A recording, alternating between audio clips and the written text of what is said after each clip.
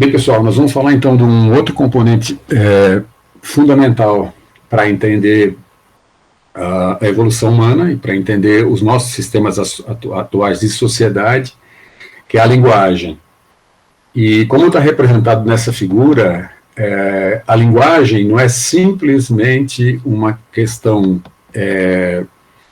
fonética, né? Não é simplesmente a linguagem falada, a língua, mas nós temos dentro da sociedade atual uma gama, uma dimensão muito grande de linguagem. Nós temos a linguagem corporal, né? O modo como eu me visto, o modo como eu me posiciono em relação ao tipo de escolha que eu faço de vestuário, não deixa de ser uma linguagem, e principalmente ao longo da evolução nós fomos desenvolvendo símbolos, material simbólico, que se estruturaram depois numa grande revolução cultural, que foi o surgimento da escrita, do alfabeto, como a gente conhece.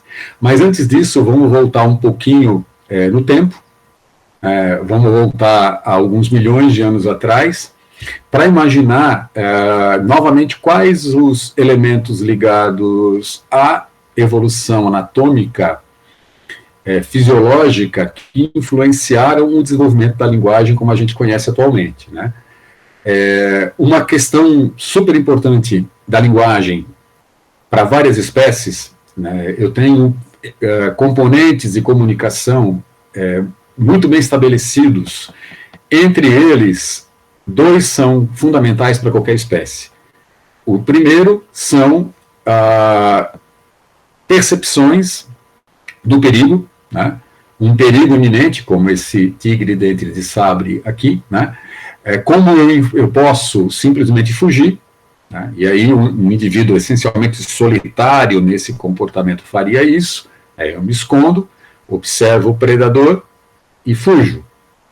Ou então, se eu vivo num ambiente de comunidade, né, um ambiente de uma estrutura social mais complexa, eu posso simplesmente ter um sinal, que pode ser químico, pode ser sonoro e pode ser tátil, né, avisando da chegada de um predador. Então, a comunicação é um elemento fundamental para qualquer organismo, né, em termos de eficiência, na presença, por exemplo, de um elemento de risco como esse. O outro componente ligado diretamente à linguagem, né, é a questão da reprodução.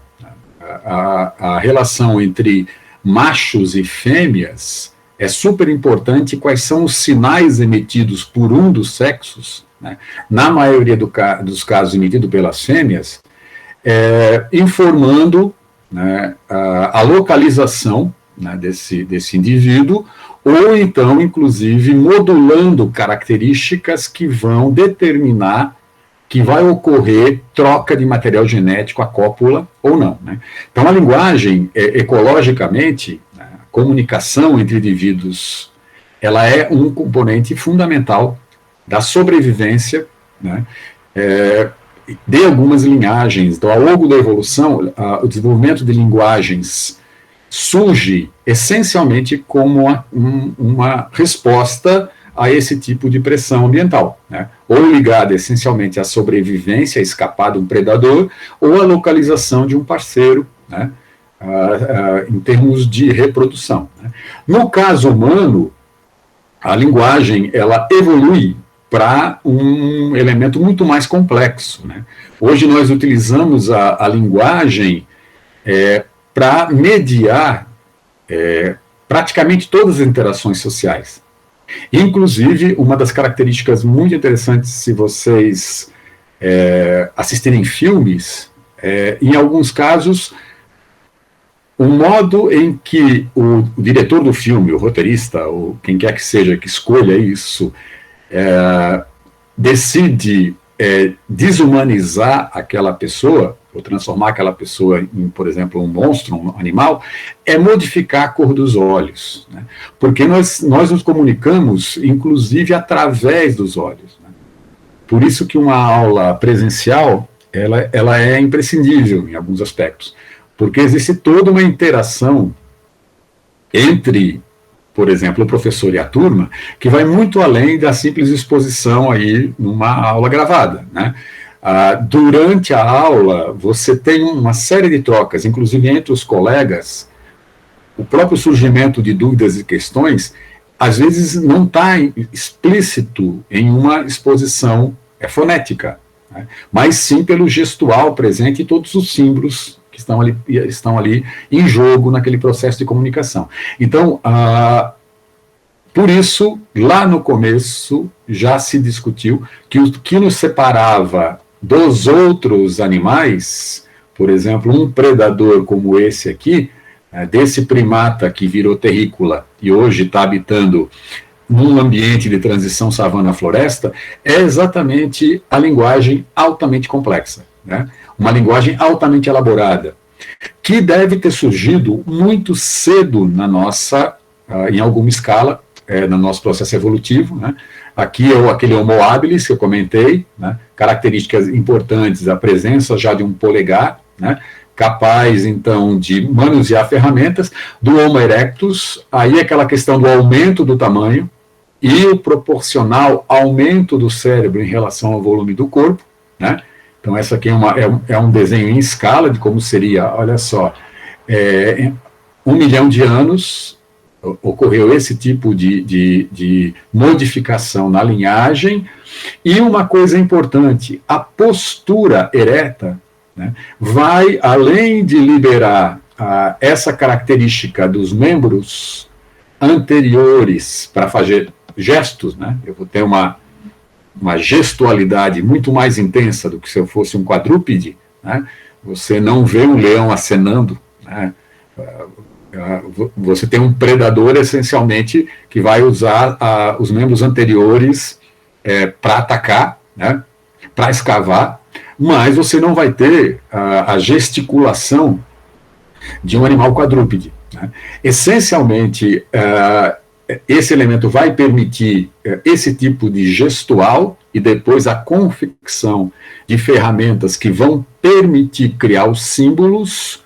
Como eu já mostrei, por exemplo, a construir aquela escultura, eu tenho um artefato, né, vários elementos depois, um pouco mais para frente, para as pinturas que vão construir a arte que a gente chama simbólica paleolítica, né, aqueles desenhos nas cavernas, mas também a postura ereta, ela vai liberar um espaço que vai ser super importante para criar o nosso órgão fonador. Então, novamente, a bipedia vai estar influenciando um tipo de desenvolvimento anatômico fisiológico que vai permitir que eu elabore as sentenças fonéticas complexas que eu estou falando agora, né? Não seria possível para um chimpanzé falar como eu falo. Não adianta alguns filmes trazerem eles tomando pílula ou até fazendo pequenas intervenções cirúrgicas. O chimpanzé cognitivamente começaria a desenvolver um processo de linguagem fonética. Isso seria impossível exatamente por conta do aparelho fonador do chimpanzé, que não existe. Portanto, o chimpanzé não teria como reproduzir os sons produzidos pelo Homo sapiens, né? Ele pode ter vários elementos de sons altamente até elaborados que funcionam como comunicação entre o grupo, né? Gorilas e chimpanzés podem desenvolver linguagens de sinais, né, linguagem de libras, tem casos muito legais disso, né, mas eles não poderiam desenvolver uma linguagem complexa fonética como a minha, exatamente por conta da bipedia, né. A bipedia, ela nos permite, né, isso é obviamente um processo de evolução, um processo longo de adaptação desses componentes anatômicos ligados principalmente à estrutura chamada glote, que vai formar um tubo, né, que vai formar um tubo nessa posição aqui, né, onde o crânio encaixa com a coluna vertebral, né. E essa posição No caso do chimpanzé, está localizado na parte de trás, né, do crânio, perto do forame, no forame magno, então nessa parte aqui, o forame magno, perdão, né, e aqui eu tenho o crânio, e compara com o humano, onde você vai ter o côndilo occipital e o forame magno centralizado sobre o ponto da coluna, né, que vai permitir uma estrutura em formato de tubo, né, que está localizado aqui, tanto quanto quando eu aperto ela, eu não consigo falar direito. E isso não vai acontecer com o chimpanzé, porque o centro de gravidade do chimpanzé vai ser completamente diferente, né? E então é exatamente essa posição, isso aqui que eu acabei de mostrar, né? Eu tenho aqui então a estrutura do chimpanzé, né? Então não forma esse elemento aqui, a glote, a epiglote, a laringe, a faringe, em um ponto em que eu tenho as cordas vocais que evoluíram aqui. Né? Significa que o chimpanzé jamais conseguirá falar como eu falo. Né? E esse é um elemento que vai ser super importante na nossa evolução. A partir do momento que a gente se torna bípede e começa a desenvolver isso, que eu vou chamar de aparelho fonador, né? Em que você tem, então, uma laringe na posição mais baixa no pescoço, né, e tendo a capacidade, então, de se produzir um tipo de som altamente elaborado. Se você imaginar a riqueza que é a produção fonética, o que envolve a produção do som, a voz humana é um dos instrumentos mais interessantes, né? Tem pessoas que conseguem, inclusive, imitar instrumentos musicais através desse aparelho fonador, né? No caso aí, eu vou ter um elemento bastante importante de conexão neural também. Para produzir a palavra que eu estou falando agora, olha só quantos componentes estão envolvidos. O que se conhece, por exemplo, do Australopithecus, que é esse sujeito aqui, que seria a Lucy, é que ela não seria capaz de falar também. Então, a evolução da voz humana, né, da fonética humana, viria exatamente com o desenvolvimento de um cérebro maior e essa posição, então, ereta. Né? Isso vai criar, né, inclusive, um osso, que é o osso que está desconectado do resto dos esqueletos, que é um osso ióide. E esse osso ióide é o que que permite um ajuste fino nessa questão da produção, da passagem de som, da interação entre toda a minha musculatura, né, aqui da região do pescoço, né, onde você tem, então, a modulação do som em um elemento que eu posso comparar, né, ao nosso polegar oponível para fazer ferramentas complexas, né? E, inclusive, uma pergunta que se tinha era se os neandertais falariam como a gente, né? O osso ióide do neandertal é bastante diferente, relativamente diferente do Homo sapiens, né? Então, ele teria uma capacidade de fala, né? Provavelmente ele elaboraria fonemas complexos. O do chimpanzé, olha só como é muito mais grosseiro, né? Lembrando que pela posição da coluna ele tem uma outra função ocioide.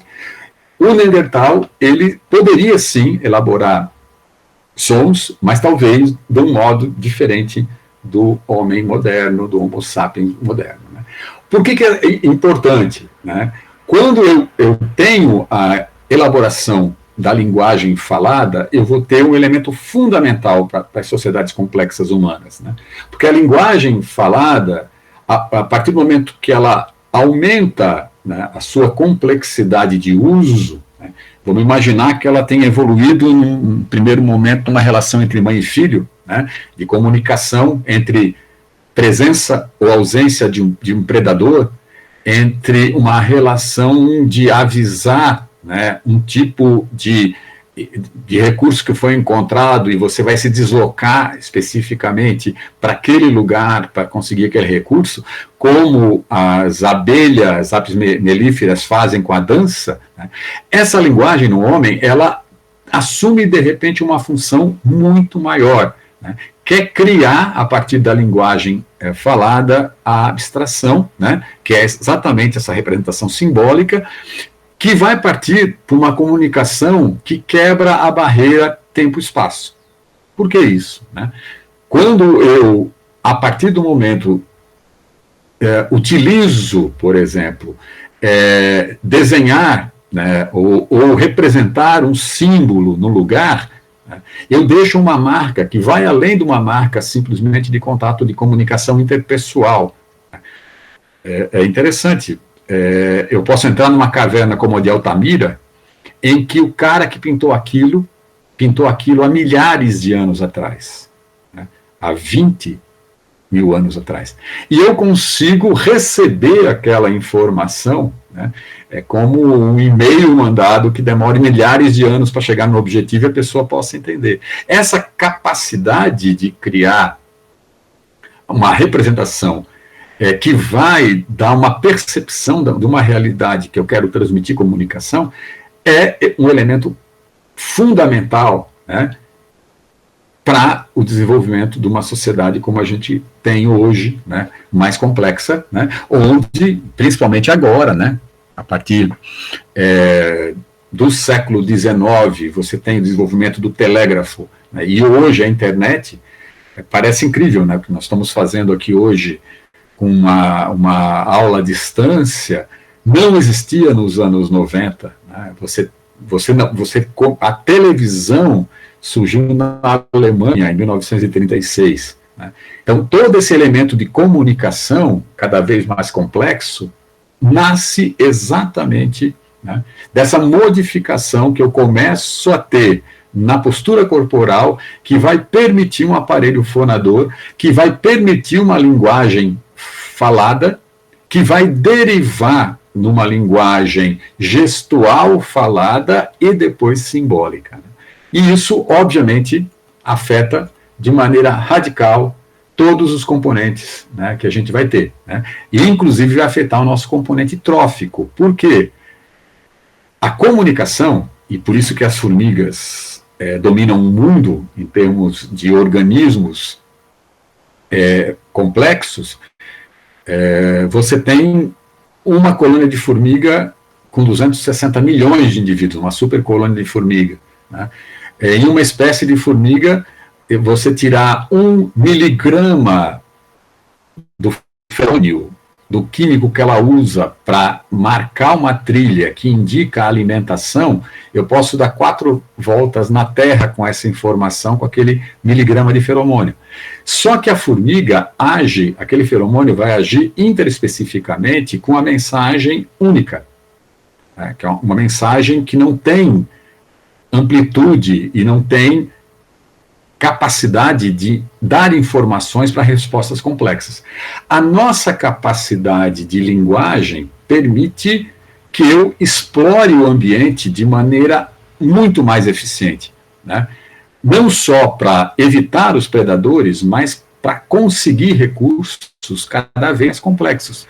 Tanto que os grupos de hominídeos, primatas de médio porte, conseguiam predar, inclusive, filhotes ou animais doentes de mastodontes, de mamutes.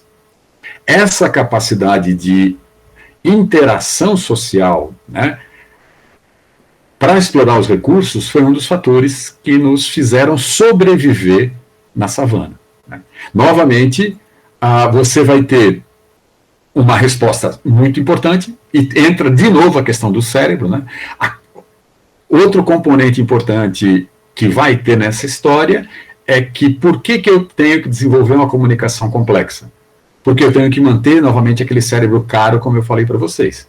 Eu tenho que encontrar grandes quantidades de lipídios e açúcares na savana, portanto, caça e coleta, e a comunicação vai ser super importante para esses aspectos. Hoje, quando eu tenho um elemento ligado ao comportamento de forrajamento, né? Esse elemento aqui é bem legal, essa figura, ela mostra como a ecologia é influenciada, né, no comportamento, né, em função da fisiologia, no caso aí, que é exatamente a necessidade que eu vou ter de lipídios e açúcares. O mecanismo essencial para responder isso não foi a resposta individual, mas foi a resposta social. Eu tenho um preço caro que eu pago por isso, né? Grande parte das doenças que a gente tem modernas são ligadas a essa necessidade que eu tinha de açúcares e lipídios para manter o cérebro, em que eu tinha que fazer grupos, lembrando a história dos inuites, né, em que você separava os grupos para caçar a foca, pelo o nome de cada um dos grupos era um pedaço da foca que ia ser dividido, e isso criava uma interação altamente complexa em função dessa necessidade de lipídios gigantes para primeiro enfrentar aquele inverno que ele viria a ter de 90 dias sem que o sol nascesse, né? Essa comunicação toda, no mundo atual, ela não se mantém mais, né?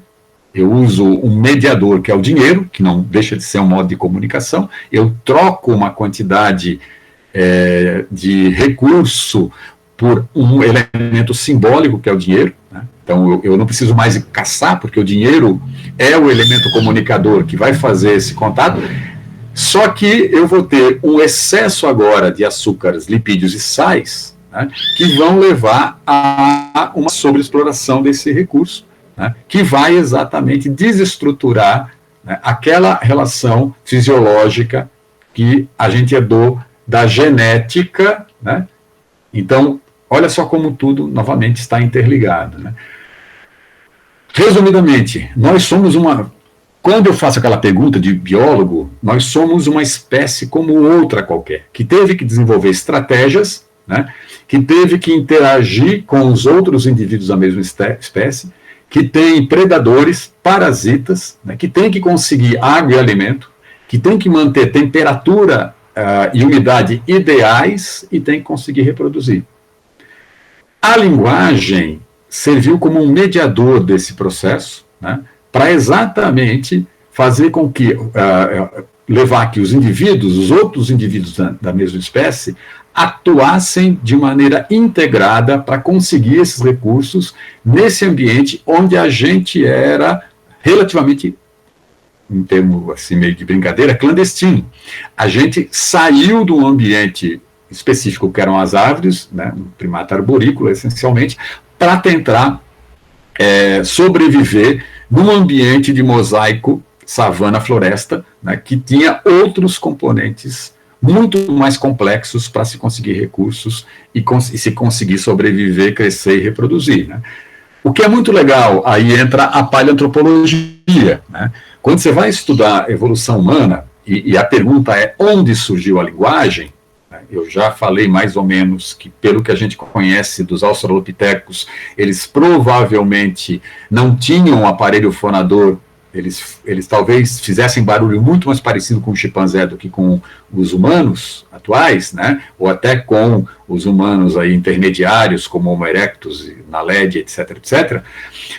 O que a paleoantropologia conseguiu trabalhar, que vai muito além dessa percepção que a gente tem simplesmente em encontrar fósseis humanos, é estudar, e por isso que é um verdadeiro e infinito quebra-cabeça, quando um paleoantropólogo, alguém que trabalha com evolução humana, vai para o campo, obviamente ele está procurando fósseis de hominídeos, que estão representados aqui em frente, mas ele vai procurar todos esses componentes do ambiente, né, como um outro animal qualquer, um cervídeo qualquer, né, que vão interagir com esse ambiente.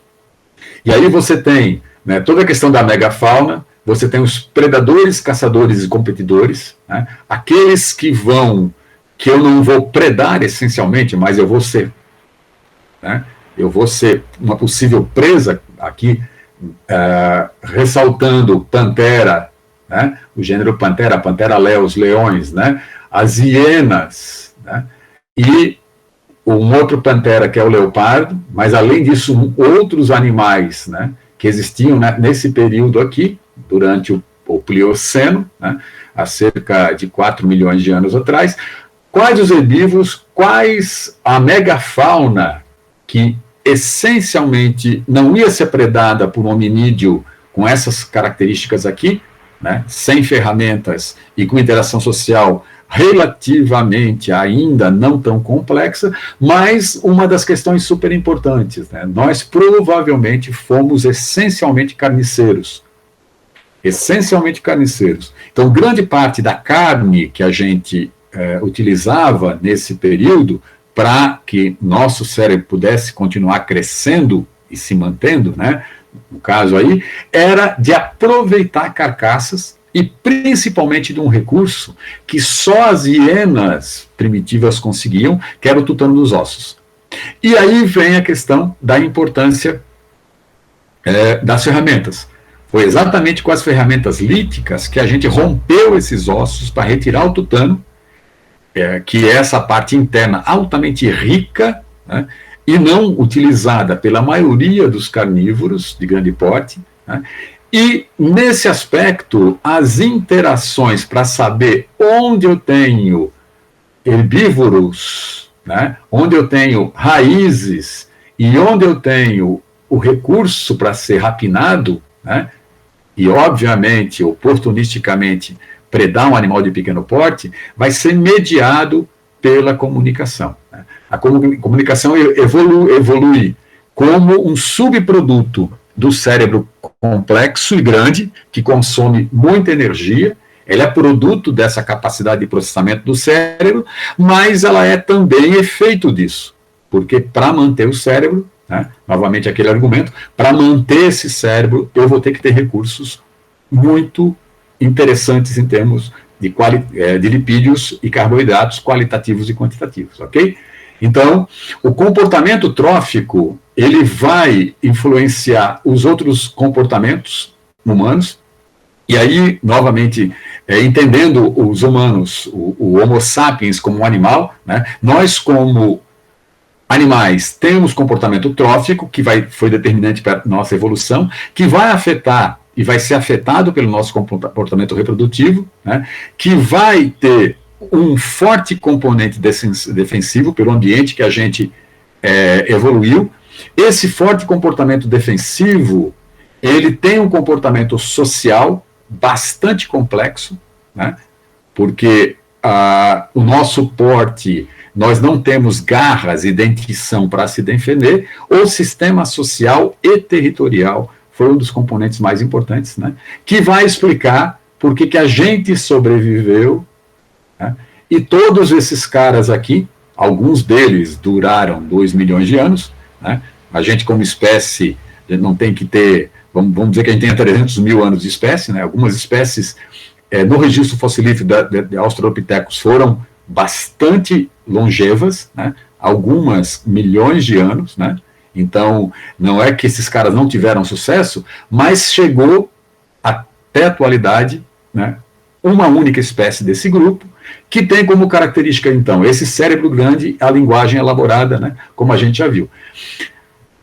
Como eu já comentei, esses componentes todos estão ligados essencialmente à capacidade que eu vou ter agora de modificar a minha dieta, né, o que eu retiro do ambiente, né, e essa capacidade, inclusive, eu já comentei isso, vai estar refletida de maneira muito clara na minha dentição, né, o modo como eu vou mastigar é o que determina o formato do meu crânio.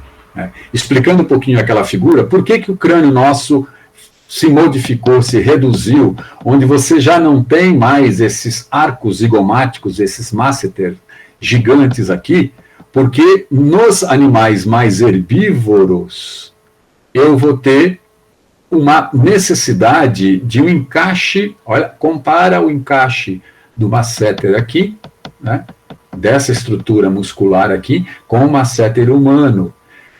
Eu poderia simplificar, e vários autores fazem isso, que foi a capacidade de organização social, a linguagem, que permitiu que eu explorasse recursos em maior quantidade e qualidade, e, inclusive, que eu não precisasse, portanto, da força bruta, da mastigação, para usar esse recurso, né?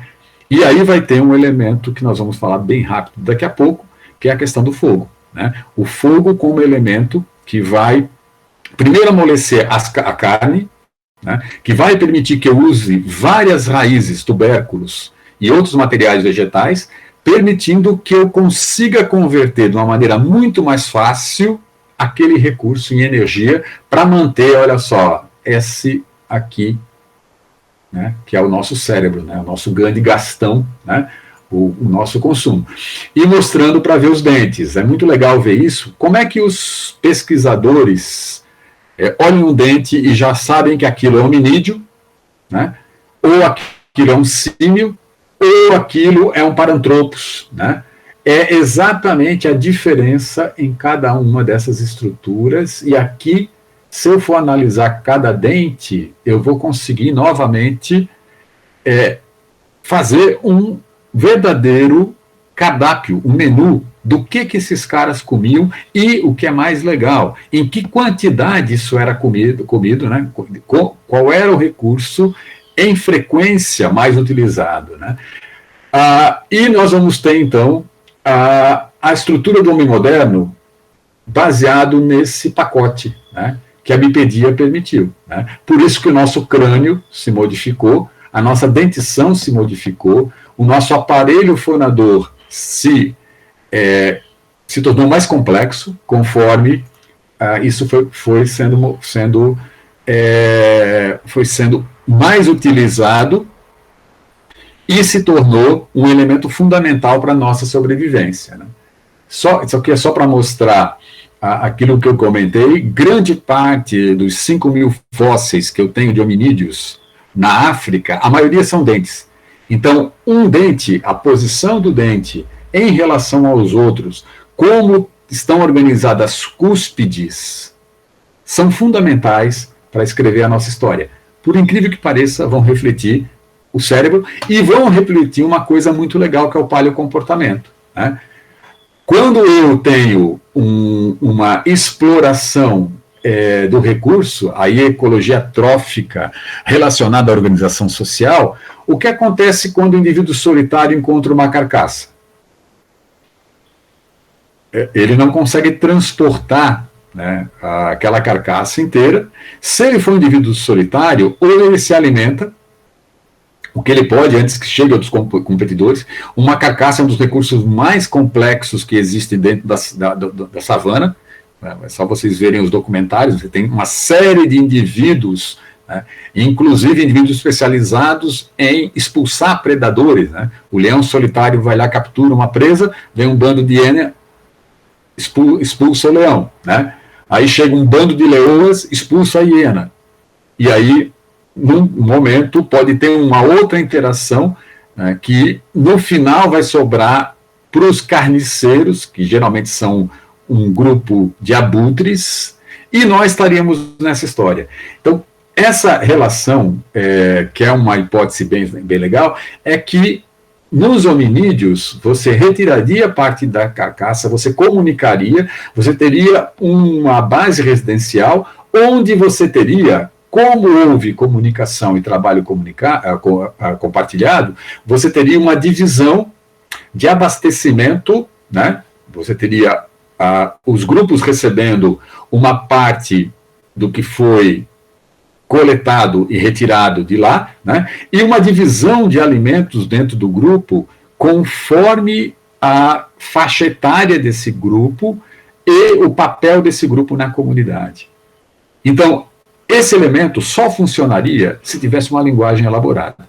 Por isso, a evolução da linguagem, ela entra como um fator fundamental nessa história inteira, né? E a linguagem elaborada, né, aí não se sabe direito. O fogo é uma das maiores dúvidas que a gente tem na evolução humana. Para ter uma ideia, tem alguns autores que colocam o fogo como um elemento que foi domesticado muito cedo na evolução humana, alguns autores falam de 1,4 até 1,8 milhões de anos, que já teria domesticação do fogo pelo Homo erectus ou ergaster. Isso é profundamente questionável, ainda não se tem evidências, né, porque tem um problema aí, né, como é que o fogo fossiliza? O fogo fossiliza através de fogueiras, que ficam restos que vão se carbonizar, e aquilo vai mineralizar e vai ter uma marca. O problema é que a savana africana, como o cerrado brasileiro, e os ambientes mosaicos, savanas mais secos, vão ter incêndios naturais. E é muito complicado você saber o que é um fogo fóssil natural do que um fogo fóssil domesticado, né? Outros autores falam que essa domesticação verdadeira, e aí já tem dados, evidências muito fortes, ela teria ocorrido em torno de 120, 100 mil anos atrás, né? E, portanto, a domesticação ela não foi feita só pelo Homo sapiens, mas também teria sido feita pelo Neandertal e também pelo Homo erectus, que sobreviveu, o floridiensis, que sobreviveu na Ásia. O fogo ele tem um componente que é muito importante. Inclusive, esse livro é um livro bem interessante, de um paleantropólogo bastante conhecido, que ele justifica que foi o fogo que nos tornou humanos.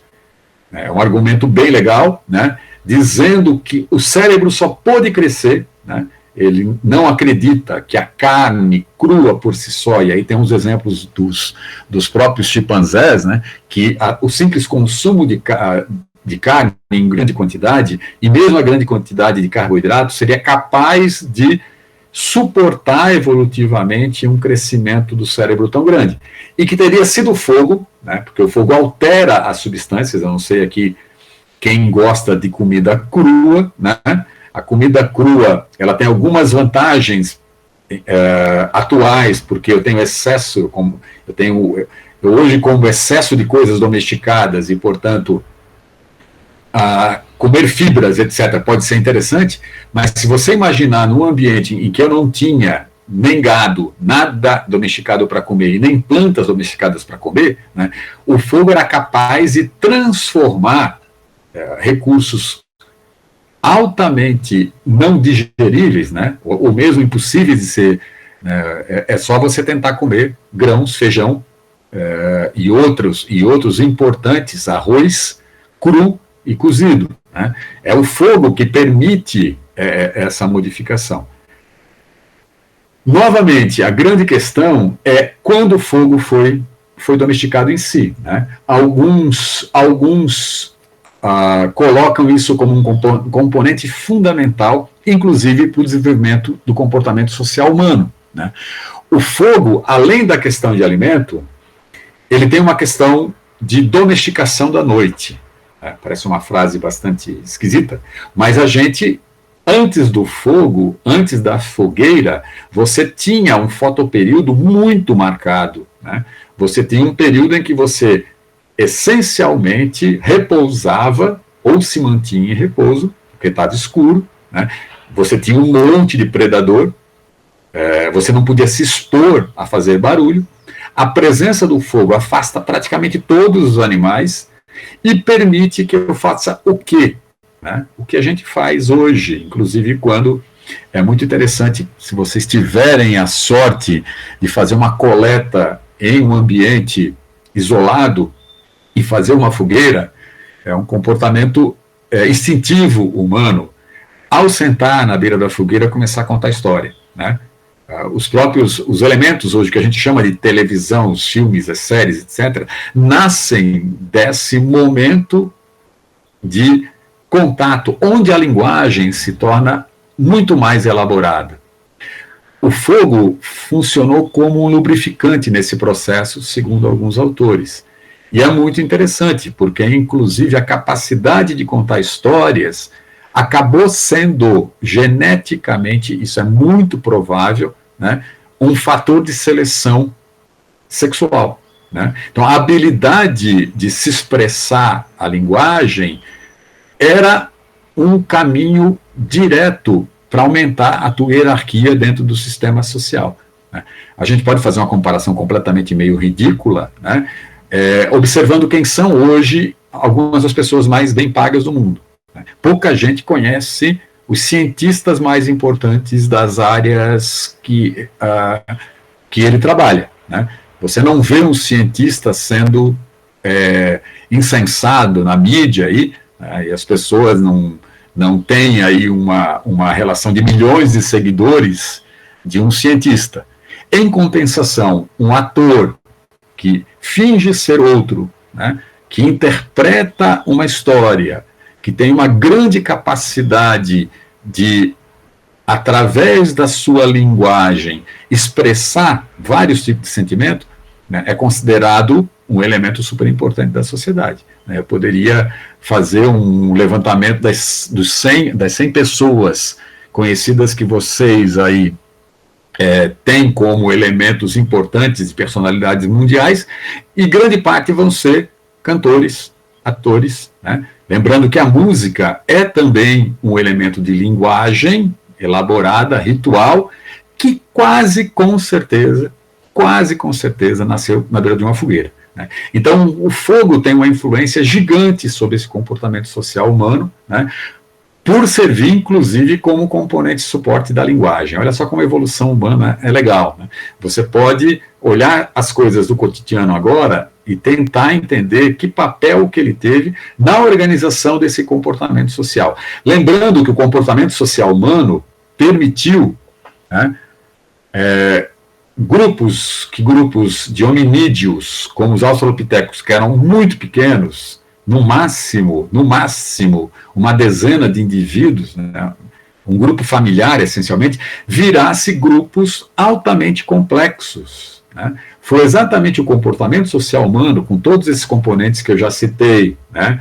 A linguagem, os artefatos, as ferramentas, o cérebro grande, capaz de criar esse tipo de elemento de comunicação, né? Porque o cérebro que permite que eu receba uma informação através de um som, através de uma cor, de um gesto, de uma voz, e faço uma leitura disso e faço uma inserção social, né? Por exemplo, no meio de uma aula prática como essa, que daqui a pouco vocês vão ter quando acabar essa pandemia, né, as pessoas se comportam num padrão específico, respondem a um modelo específico, interagem de maneira específica, né?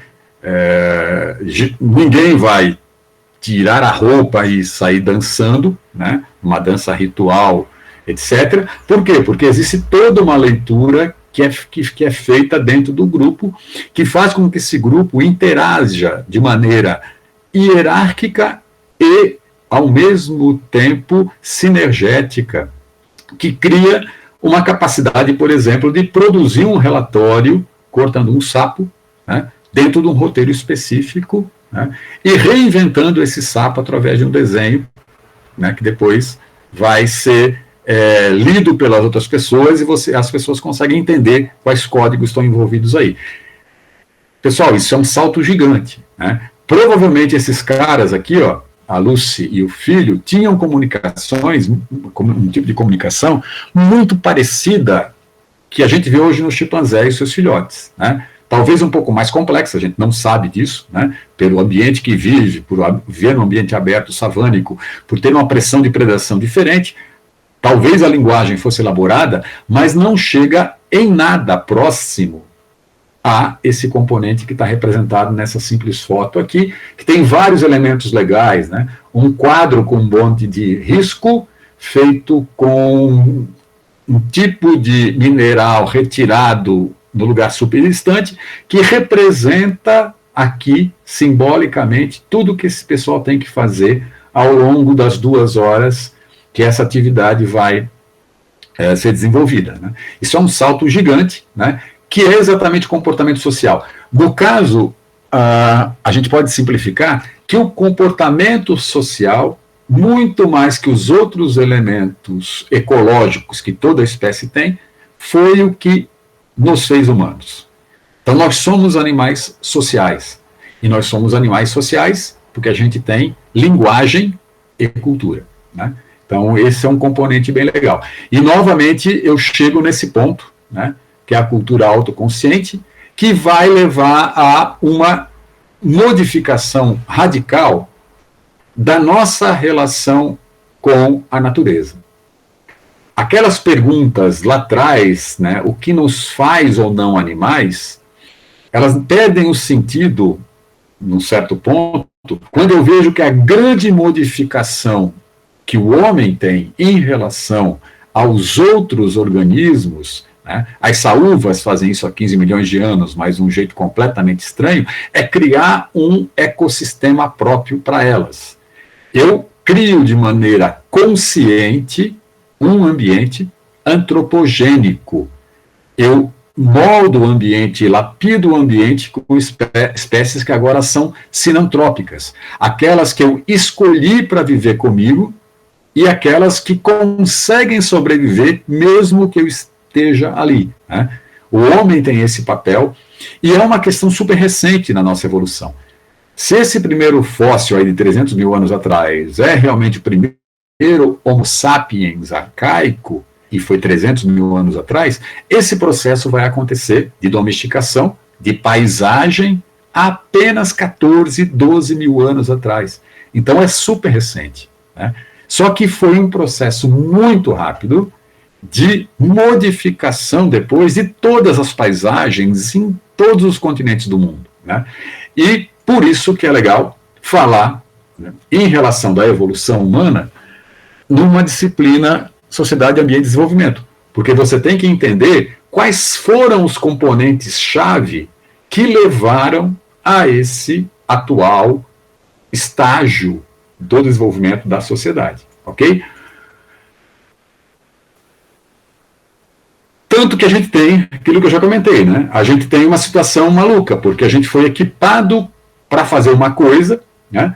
E hoje elementos que são fundamentais para a nossa sobrevivência, como a domesticação de plantas e animais foi algo muito recente, mas que teve um impacto e um desenvolvimento muito grande, né?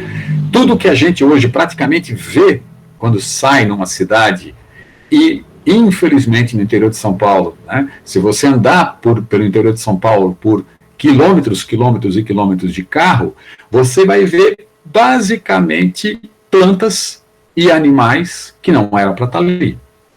A gente reuniu a Pangeia de novo, né? A gente juntou os continentes de uma maneira cultural.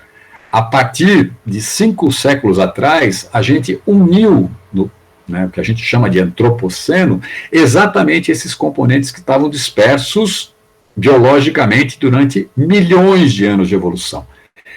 E nós vamos ter problemas com isso, vários problemas com isso, porque a gente vai ter, primeiro, uma explosão populacional muito grande, muito rápida, em um curto período de tempo, muito parecido com o que acontece numa bactéria, num caldo de cultura, né, numa placa de Petri no laboratório, e algumas coisas que eram muito interessantes, comportamentos no passado, hoje vão causar problemas. Né?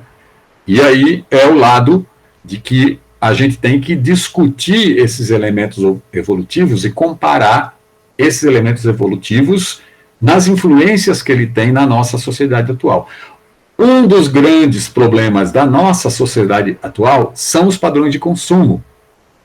Por que será que a gente tem um padrão de consumo tão exagerado? Eu poderia, de uma maneira muito simplista, né, para não dizer até quase um chute, né, que não é o caso, né, porque a gente tem até informações sobre isso, mas que como a gente vivia em um ambiente altamente complexo, em que os recursos eram muito difíceis de conseguir, e o território tinha que ser explorado até o último para manter toda a nossa estrutura energética e a nossa coerção, né, a coexistência social, né, um dos impulsos que levam o homem a detonar o ambiente é exatamente essa herança evolutiva que a gente teve, ok? O que é interessante, e é claro, que de grupos muito pequenos, familiares, em 3 milhões de anos, a gente chegou ao Homo heidelbergis, que aí já tinha grupos bem maiores, né, que poderiam chegar, segundo alguns autores, A gente não tem uma fossilização muito legal disso, né? A gente não tem como reconstituir de uma maneira muito fiel, né? Só mesmo pelo encontro de vários indivíduos no mesmo sítio paleontológico. Imaginar que aquela população era bem maior pela quantidade de ferramentas que tem lá no mesmo estrato geológico, mas o que aconteceu é, sim, um aumento cada vez maior dos grupos, né, que eu chamo de bandos, que vão se organizar depois de 70 mil anos. Né, o Homo sapiens arcaico vai simplesmente ter essa explosão populacional. Essa explosão populacional, ela vai ser determinada, obviamente, pela domesticação de plantas e animais, mas os componentes que levaram a essa explosão populacional, né, que são aqueles que explicam a atual situação demográfica humana, por que a gente se espalhou pelos continentes todos, nós vamos ter um seminário sobre isso, né, está relacionado a um elemento muito legal, que é exatamente o elemento de seleção sexual. Né? Como é que os grupos humanos começaram a se estruturar, né, em termos de organização, né, do bando, né, e como esse primata ancestral, né, esse antropóide ancestral, ele desenvolveu toda essa capacidade de interagir entre si, né, criando um processo que a gente chama de monogamia, né? A gente tem entre os humanos atuais o padrão monogâmico como um padrão da maioria das sociedades, e como isso levou a uma sobrevivência da prole diferenciada, e que no fundo vai levar a uma explosão populacional quando os recursos que vão ser garantidos pela agricultura e a pecuária proporcionam.